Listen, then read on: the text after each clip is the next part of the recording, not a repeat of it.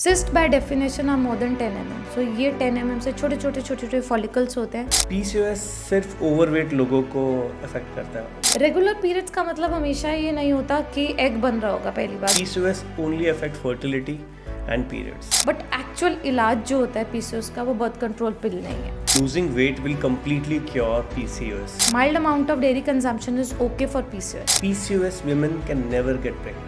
We are not looking at cure. We are basically looking at an asymptomatic life. Weight reduction specially जैसे आजकल बड़ी popular है, Ozempic injections आते हैं जिससे आप फैट लॉस के लिए यूज करें. वजन तो ठीक है बट उसके बावजूद भी साइकिल्स डिले हो रही है, हार्मोनल इम्बैलेंस है.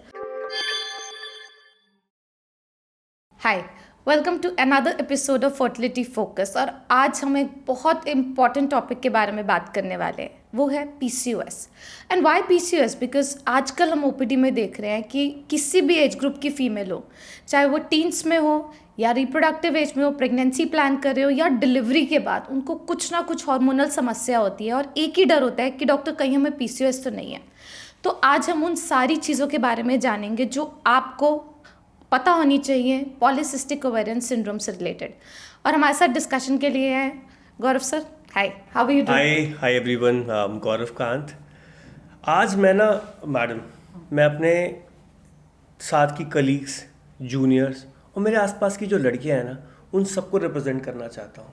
बिकॉज क्या होता है कि जो टॉपिक है ना पीसीओएस, ऐसा होता है कि I saw a girl sitting with me, young right, मेरे पास जो मेरी जूनियर हैं 23 साल की, 24 साल की हैं. अब वो ऐसे बैठे होते हैं, देयर आर फेशियल हेयर्स. क्या हुआ है? कहते सर मेरे को पीसीओएस है ना. तो मैं बहुत ज़्यादा सुनता हूँ ये क्वेश्चन, और मैं कहीं ना कहीं चाहता भी था ये टॉपिक पे मैं खुद जानना चाहता हूँ कि ये पीसीओएस पीसीओडी होता क्या है. तो ना एकदम शुरू से शुरू करेंगे हम कि भाई ये पीसीओएस की डेफिनेशन, ये फुल फॉर्म क्या है, और पीसीओडी की डेफिनेशन और फुल फॉर्म क्या है. अगर आप एकदम आराम से फॉर लेमन समझा पाएँ कि भाई होता क्या है ये.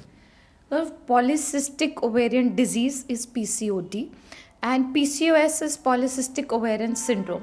पीसीओडी पुराने टाइम में बोलते थे, पीसीओएस आजकल बोलते हैं. और ये चेंज इसलिए आया बिकॉज पहले इसको एक बीमारी की तरह लेते थे, so it was a disease. Over the time ऐसा देखा गया कि एक पर्टिकुलर समस्या नहीं है सिर्फ सिस्ट की ओवरी में. It is basically head to toe multi organ, multi system, multi disciplinary disorder, जिसके बहुत सारी मैनिफेस्टेशन हो सकती हैं जो सिर्फ ओवरी तक सीमित नहीं है. जैसा आपने बात किया कि फेशियल हेयर्स हैं, तो स्किन चेंजेस हो सकते हैं, मेटाबॉलिक डिसऑर्डर्स हो सकते हैं, शुगर बीपी हो सकता है. तो एक बड़ा सा स्पेक्ट्रम बन गया, इसलिए उसको अब सिंड्रोम का नाम दिया. तो it is now polycystic ovarian syndrome. अच्छा मैडम, जैसे मैंने बताया था कि मेरी कलीग है, फेस पे हेयर हैं और वो बोलती है कि मेरे को पीसीओएस है या फिर पीसीओडी है. तो इस पीसीओएस के बेसिकली सिम्टम्स क्या क्या होते हैं जिससे पता चल सकते हैं हाँ आपको शायद पीसीओएस हो.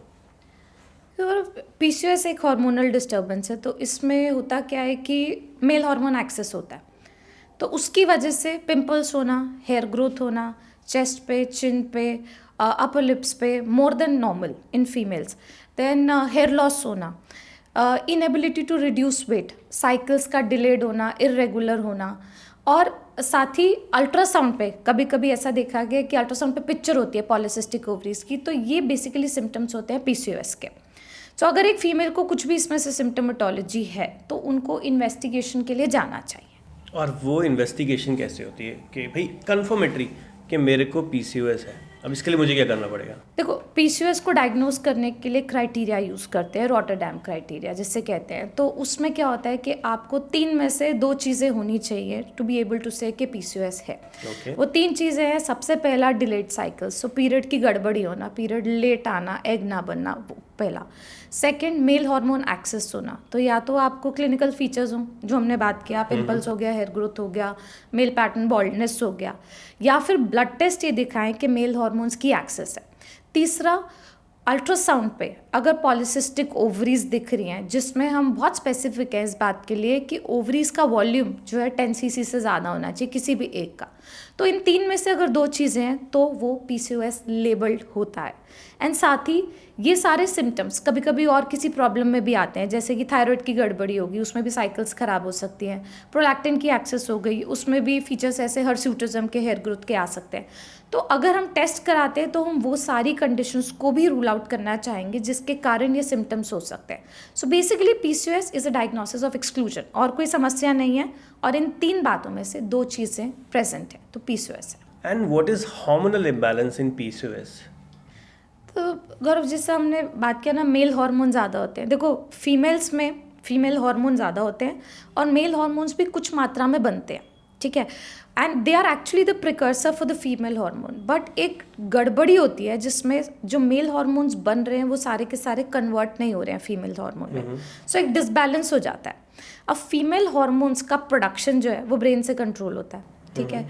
गोनाडोट्रोपिन्स होते हैं, FSH होते हैं, वो गाइड करते हैं कि कितने फीमेल्स हार्मोन बनेंगे और उसके इफेक्ट में कैसे एग प्रोडक्शन होगा, और वो डिसाइड करता है कि साइकिल्स कितनी रेगुलर होंगी.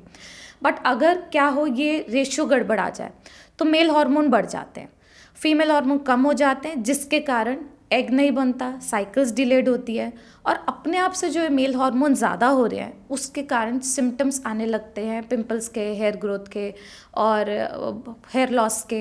एंड देन ये मेल हार्मोन्स एक्सेस जो है ये साथ ही कंबाइन होती है इंसुलिन रेजिस्टेंस से. सो इंसुलिन वो हार्मोन है जो बॉडी में ग्लूकोज के मेटाबॉलिज्म को रेगुलेट करता है. तो हम जो कुछ भी खाते हैं इवेंचुअली वो जाके ग्लूकोज में कन्वर्ट हो रहा है, एंड देन उसका एब्जॉर्प्शन और उसका जो मेटाबॉलिज्म है वो डिसाइड करता है कि हमारा फैट कैसा होगा, हमारा कितना वेट गेन होगा, कैसे यूटिलाइजेशन हो रही है. अगर इंसुलिन की गड़बड़ी आने लग जाए कि इंसुलिन बॉडी में या तो ढंग से प्रोड्यूस ना हो या ढंग से यूटिलाइज ना हो, तो ये जाके मेटाबॉलिक सिंड्रोम का कारण बनता है. सो इवेंचुअली हम 3 हार्मोन की यहाँ बात कर रहे हैं. इंसुलिन की गड़बड़ी, male hormone excess and female और मेल का डिस्टॉर्शन. ये हार्मोनल गड़बड़ होती है PCOS में. मेरे ख्याल से काफ़ी कॉम्प्लेक्स है समझने के लिए. मैं इसे समझ रहा हूँ कि इसमें काफ़ी चीज़ें इन्वॉल्व हैं, सीधा सा आंसर नहीं है. पहले तो मुझे यही लगा था कि जहाँ पे भी मेल हार्मोन बढ़ गए तो आपको PCOS है, मगर आपने बताया कि this can lead to insulin imbalance also, और बाकी चीज़ें भी हो सकती हैं. अच्छा मैडम, ये सब तो है, तो why it is important to diagnose PCOS? है तो है, मतलब क्यों इतना इम्पॉर्टेंट है PCOS को ट्रीट करना, डायग्नोस करना, समझना? क्या ये कहीं आपको और भी इम्पैक्ट करता है? चलो फेशियल हेयर से तो है, ठीक है, लेज़र करा लेंगे. PCOS को समझना इसलिए ज़रूरी होता जा रहा है बिकॉज ये मेटाबॉलिज्म से रिलेटेड है. तो आगे चल के, ठीक है, BP होना, शुगर होना, ओबेसिटी होना, हार्ट हेल्थ पे फ़र्क पड़ना, इनफैक्ट एंडोमेट्रियल कैंसर होना, यूट्राइस की लाइनिंग का कैंसर होना, ये सब PCOS से रिलेटेड पाया गया है. तो शुरू में तो समस्या होती थी सिर्फ डिलेड साइकिल्स की, और बहुत ज़्यादा एक्सेप्टेंस है हमारी सोसाइटी में कि यंग हो तो साइकिल डिलेड होगी, क्या हो गया, थोड़े टाइम में सेटल हो जाएगी, ठीक है. मोस्टली हो भी जाती है, बट देन 8 साल बीत जाए और साइकिल सेटल नहीं हो रही है.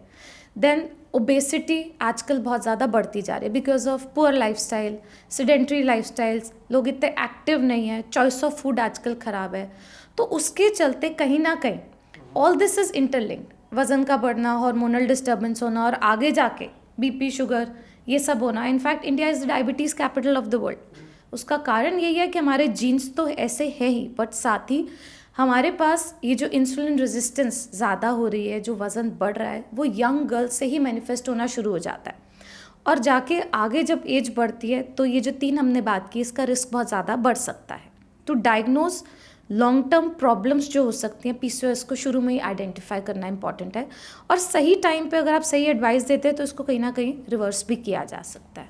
अच्छा, कई लोग ये भी बोलते हैं कि मेरी मॉम को तो नहीं है PCOS, मुझे क्यों है?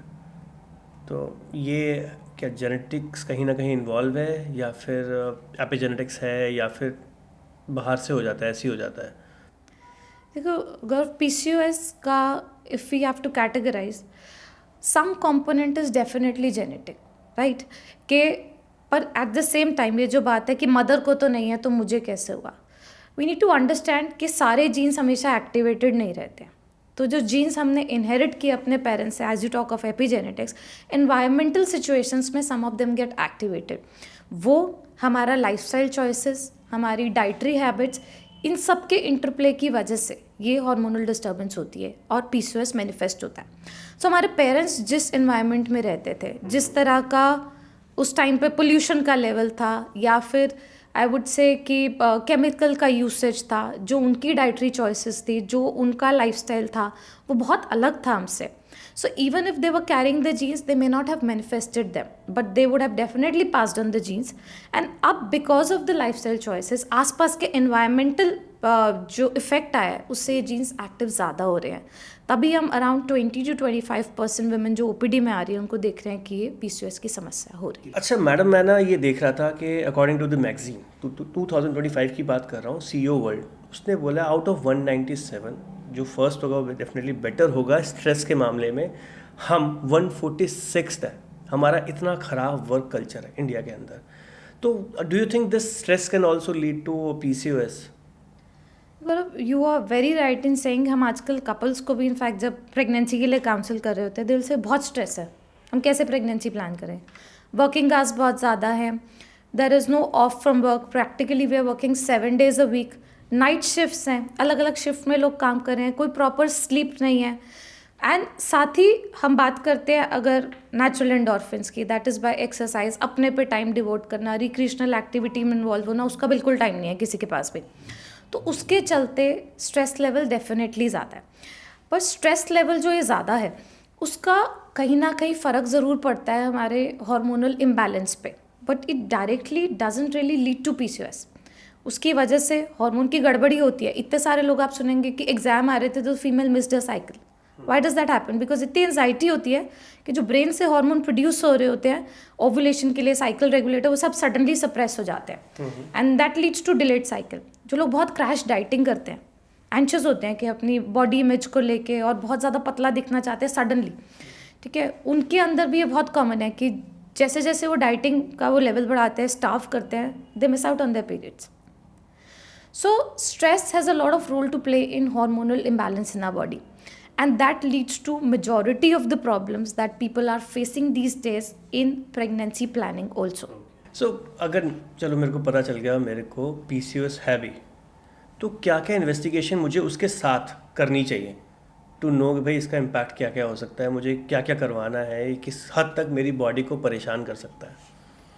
तो बिगिन विद, अगर देखो एज ग्रुप पे बहुत ज़्यादा डिपेंड करता है. Somebody who is not planning a pregnancy, for them हम एक बेसलाइन मेटाबॉलिक प्रोफाइल ज़रूर कराना चाहते हैं, ठीक है, कि आपका शुगर लेवल्स कैसे है. और डायरेक्टली शुगर मेजर करने से इतना नहीं पता चलता. OGTT टेस्ट होता है कि खाली पेट का ब्लड शुगर, खाली पेट का इंसुलिन और फिर 75 ग्राम्स ग्लूकोज चैलेंज देने के 2 घंटे बाद का ब्लड शुगर. ये बताता है कि आपकी बॉडी ग्लूकोज लोड को कैसे हैंडल कर रही है. लिपिड प्रोफाइल, फैट के कैसे लेवल्स हैं, अच्छे फैट्स हैं नहीं हैं, ख़राब फैट हैं, क्या लेवल है उनके, वो हेल्प करता है. देन बाकी डिसऑर्डर्स की हमने बात किया तो थायराइड प्रोफाइल होना चाहिए, प्रोलैक्टिन के सैम्पल्स होने चाहिए, अल्ट्रासाउंड हमने बात किया वो होना चाहिए.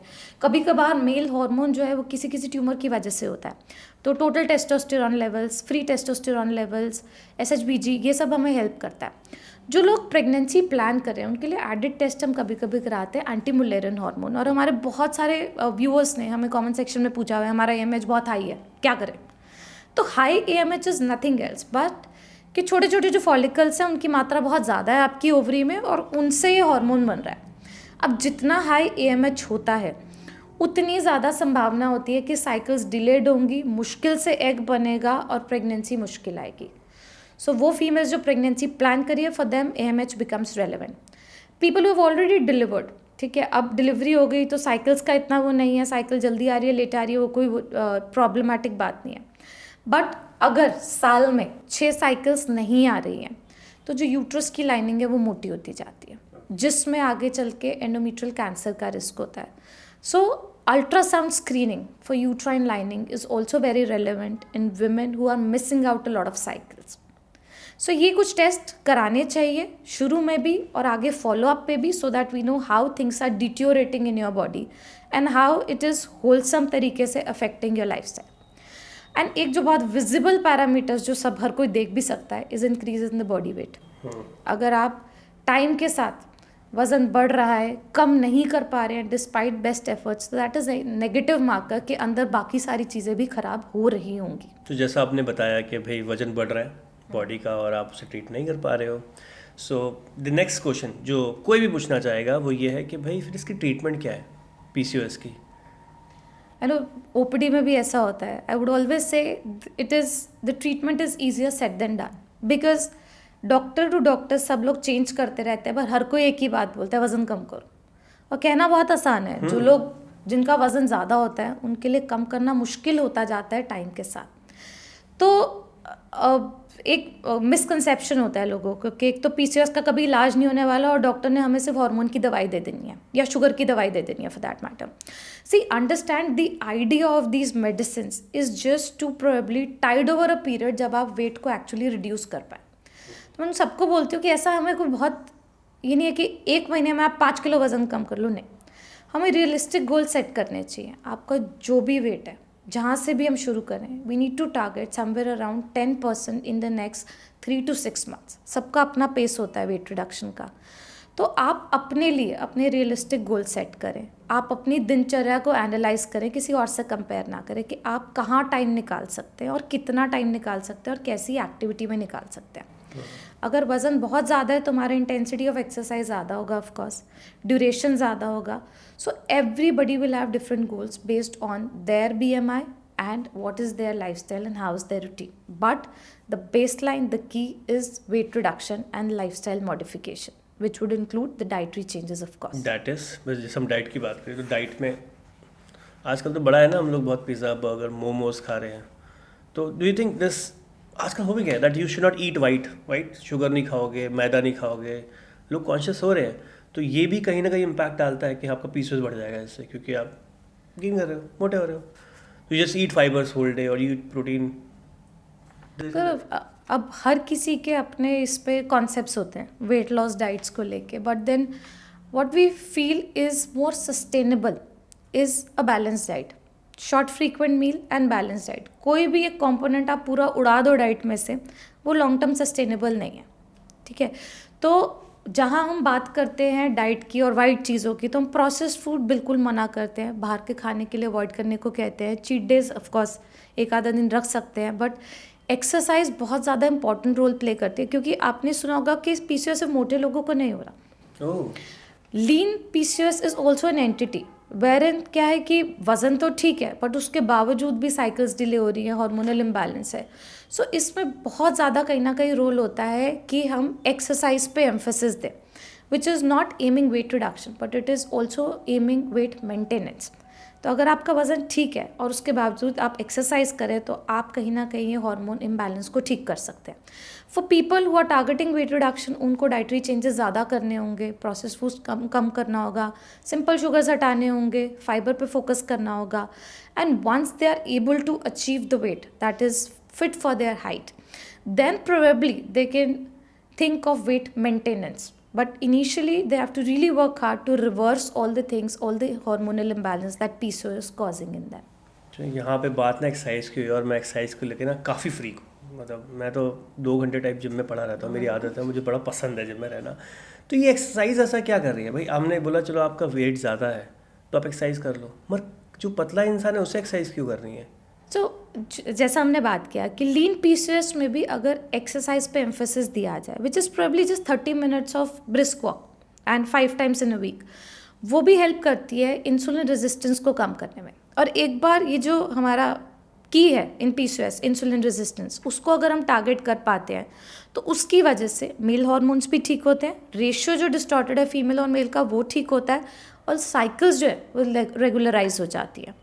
So it is very, very important that somebody who has been diagnosed with PCOS, whether obese or lean, should find out a way to improve their lifestyle so that they can actually indulge into a long-term routine. क्योंकि ये समस्या ऐसा नहीं है कि आप आज इसको हैंडल कर लो फिर गायब हो जाएगी। आप जो आदत बनाओगे वो डिसाइड करेगी कि आपको आगे चल के मेटाबॉलिक डिसऑर्डर कितना होगा और कितना नहीं। ओके डॉक्टर रिदम, हम एक्सरसाइज के बारे में बात कर चुके हैं, डाइट के बारे में बात कर चुके हैं, मगर दवाइयाँ भी तो आती हैं फॉर फेशियल हेयर्स, दाने, वेट रिडक्शन। स्पेशली जैसे आजकल बड़ी पॉपुलर है ऑज़ेम्पिक इंजेक्शंस आते हैं जिससे आप फैट लॉस के लिए यूज़ करें। पूरा यूट्यूब पागल हो गया उसके बारे में सर्च कर रहे हैं। तो मेडिसिन का क्या रोल है स्पेशली फॉर वेट रिडक्शन? जैसे so weight loss medicine have always been available. Appetite suppressant होती थी कि भूख उससे कम हो जाए, या फैट एब्जॉर्प्शन को इनहिबिट करने की दवाइयाँ होती थी. और ओजेम्पिक जो आप बात कर रहे हैं, ग्लूकोज यूटिलाइजेशन बढ़ाती है, इंसुलिन रेजिस्टेंस को कम करती है, इंसुलिन की प्रोडक्शन बढ़ाती है और वेट लॉस में हेल्प करती है. सो ये दवाइयाँ पॉपुलर हैं और इनसे वेट लॉस भी देखा गया है. और अगर वेट लॉस हो पाता है तो हमारा पीसीओएस का काफ़ी कंपोनेंट जो है वो टैकल हो सकता है. और जहाँ बात करें हम पीसीओएस के सिम्टम्स के बारे में कि एक्ने के, हेयर ग्रोथ के बारे में, तो क्योंकि हमने बात किया मेल हार्मोन की वजह से होता है, तो एंटी मेल हार्मोन जो मेडिसिन होती है वो हेल्प करती है. कॉन्ट्रासेप्टिव पिल्स साइकिल्स को रेगुलेट भी करती हैं, मेल हार्मोन को भी कम करती हैं, और जब तक आप प्रेगनेंसी नहीं प्लान करना चाहते तब तक कॉन्ट्रासेप्टिव का काम भी करती हैं. पर अगर हम इसे हेयर ग्रोथ के लिए ले रहे हैं तो कम से कम 1.5-2 साल लेना पड़ता है. एंड एक बहुत पुरानी दवाई है मेटफॉर्मिन करके, जो बहुत कॉमनली हम पेशेंट जो प्रेगनेंसी प्लान कर रहे हैं उनमें भी यूज़ करते हैं. वो एक बहुत अच्छी इंसुलिन सेंसिटाइज़र का काम करती है कि इंसुलिन रेजिस्टेंस को कम करती है, आपको शुरू के 1-2 किलो वज़न कम करने में भी मदद करती है. जिन लोगों का वज़न एक तरीके से अटक गया उनमें हेल्प करती है. तो हम जब शुगर लेवल्स कराते हैं, फास्टिंग इंसुलिन लेवल्स कराते हैं, जिनमें भी वो ज़्यादा पाए गए हैं, उनमें हम मेटफॉर्मिन का भी इस्तेमाल करते हैं. लोगों को एक मिसकंसेप्शन होता है कि ये शुगर की दवाई है तो हम ना लें, बट एक्चुअली ऐसा नहीं है. वो बहुत ज़्यादा हेल्प करती है ये वाले चेंजेस को ठीक करने में, और इनफैक्ट बहुत लोगों में साइकिल्स भी रेगुलेट कर पाती है और नॉर्मल ओवुलेशन भी हो पाता है उसकी वजह से. ओके. अच्छा मैडम, ट्रीटमेंट की बात हो गई, डायग्नोसिस की बात हो गई, ट्रीटमेंट की बात हो गई, पर क्या हम पीसीओएस को पूरी तरह से रिवर्स भी कर सकते हैं कि दोबारा कभी ना हो ज़िंदगी में? हो गया? अगर मैं ओपीडी में भी बहुत बार फीमेल्स आते हैं, उन्हें समझाती हूँ कि वो कहते हैं हमें पीसीओएस है, बट देन कोई सिम्टम नहीं है. कभी कभी सिर्फ अल्ट्रासाउंड की रिपोर्ट लेके आते हैं कि देखो इसमें लिखा हुआ है पॉलीसिस्टिक ओवरीज है. सो आई ऑलवेज टेल देम, देखो पीसीओ है तो है, ठीक है, उसको कुछ नहीं करना आपने. Is it really causing you any problem? So अगर कोई सिम्टम नहीं है, आपका वेट ठीक मेंटेन्ड है, कोई हार्मोनल इम्बैलेंस नहीं है, there is just an ultrasound report and which shows probably आपकी ओवरीज बिग है, और अगर आप वेट पुट ऑन करेंगे तो सारे सिम्टम्स आने भी लग जाएंगे. This is a good state of reversal. आप इसे रिवर्सल बोलो, क्योर बोलो, that is totally up to you. But then एक जना जिसको डायग्नोस्ड पीसीओ था, वो ओबीज थी, उन्होंने वेट रिडक्शन किया, सारे सिम्टम्स गायब हो गए, अल्ट्रासाउंड पिक्चर में not change, but then now PCO है, तो उन्हें सिर्फ आगे ये ध्यान रखना है कि वेट गेन ना हो, शुगर मेटाबॉलिज्म ना खराब हो, लिपिड प्रोफाइल ना खराब हो, कार्डियक हेल्थ का ध्यान रखें. That is it. This is the state of reversal that we always desire for all our patients, कि आप एक ऐसे वेट पे चले जाएं जहाँ पे आपको कोई प्रॉब्लम ना हो. और आगे ये गर्ल्स जब प्रेगनेंसी प्लान करें, that is also easy. Post delivery I specifically tell them कि आपको वज़न जल्दी से जल्दी कम करना है, सो दैट आप वापस उस जगह पे आ जाओ जहाँ पे आपको पीसीओएस से कोई प्रॉब्लम ना हो. अच्छा मैम, बहुत सारे ना मिथ हैं रिलेटेड टू पीसीओएस, जिसमें से पहला मिथ है कि भाई कि मेरी ओवरी में ना बहुत सारे सिस्ट हैं. क्या ये सच है? और एक्चुअली नाम तो पॉलीसिस्टिक है तो इसलिए लोगों को ये लगता है, बट वो एक्चुअली सिस्ट नहीं होते हैं. Cyst by definition are more than 10 mm. So ये 10 mm से छोटे छोटे फॉलिकल्स होते हैं जो एग रिजर्व बताते हैं, जो ओवरी का साइज बड़ा करते हैं, but then they were it's a misnomer to call them cyst. They are not cyst. Okay.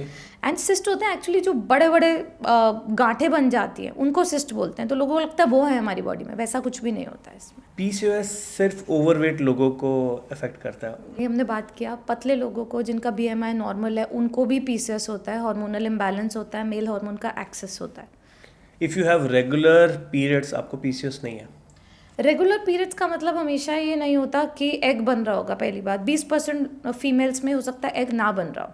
So N ovulation, egg ना बनना is a characteristic feature of PCOS. Second, जैसा हमने बात किया कि 3 में से 2 क्राइटेरिया फुलफिल होने चाहिए पीसीओएस के लिए. तो अगर किसी की साइकिल्स रेगुलर हैं बट उनकी अल्ट्रासाउंड अपीयरेंस है या फिर उनको मेल हार्मोन एक्सेस है, तो भी पीसीओएस हो सकता है. This is my favourite. ये अच्छा है, मेरे पास अच्छा लगा. PCOS only affect fertility and periods. See PCOS is a hormonal imbalance जो पीरियड आने से लेके पीरियड बंद होने तक के बाद भी अफेक्ट करता है, बिकॉज वो एक ऐसी गड़बड़ी करता है जो आपको मेटाबॉलिक सिंड्रोम की तरफ पुश करती है. Diabetes, heart attacks, poor bone health, hypertension, इन सब की तरफ पुश करती है. Next, birth control pill cure करती है पीसीओएस को? बर्थ कंट्रोल पिल्स जो पीरियड की गड़बड़ी चल रही है उसको ठीक करती है, और कुछ हद तक मेल हार्मोन को कम करती है जब लंबी ली जाए। बट एक्चुअल इलाज जो होता है पीसीओएस का वो बर्थ कंट्रोल पिल नहीं है। वो इसलिए दिया जाता है कि साइकिल्स बराबर आते रहे, लाइनिंग थिक ना हो और आपको टाइम मिल जाए वज़न कम करने के लिए। Okay, the next is, although मुझे पता है कि losing weight will completely cure PCOS. We are not looking at cure, we are basically looking at an asymptomatic life. So अगर हम वो अचीव कर पाते हैं वेट कंट्रोल से तो that is equal to cure for a lot of people, but still long term हमें सोचना चाहिए डायबिटीज़ के बारे में, लिपिड प्रोफाइल के बारे में, हार्ट हेल्थ के बारे में। डेयरी प्रोडक्ट्स से पीसीओएस होता है? बहुत सारे फूड फैट्स और फैक्ट्स हैं और डेयरी प्रोडक्ट्स से रिलेटेड। इनमें कुछ स्टडीज़ में ऐसा देखा गया है कि इसकी वजह से इंसुलिन रेजिस्टेंस बढ़ती है, बट देन इसका मतलब ये नहीं है बिल्कुल डेयरी प्रोडक्ट बंद कर देने चाहिए। Mild amount of dairy consumption is okay for PCOS. बहुत सारी गर्ल्स आती है कहती है हमने बिल्कुल सब बंद कर दिया, हम वेजिटेरियन हैं, और वेजिटेरियन में भी हमने दूध पनीर दही सब बंद किया। So basically they have no protein left in the diet. So उनको वी ट्राई एंड एनकरेज कि ऐसा नहीं कि बिल्कुल बंद करना है, मॉडरेट अमाउंट्स में ले सकते हैं। द लास्ट क्वेश्चन और मिथ कि PCOS women can never get pregnant. Well ऐसा बिल्कुल नहीं है। अगर पीसीओएस वुमेन की साइकिल्स अपने आप रेगुलर है, ओव्यूलेशन ठीक हो रहा है, तो उतने ही आराम से प्रेग्नेंट हो सकते हैं जितना कोई और। अगर नहीं ऐसा हो रहा है, there are medicine available, there are injections available, tablets available, बहुत सारे ART टेक्निक्स हैं जो जिससे वो प्रेग्नेंट हो सकती है।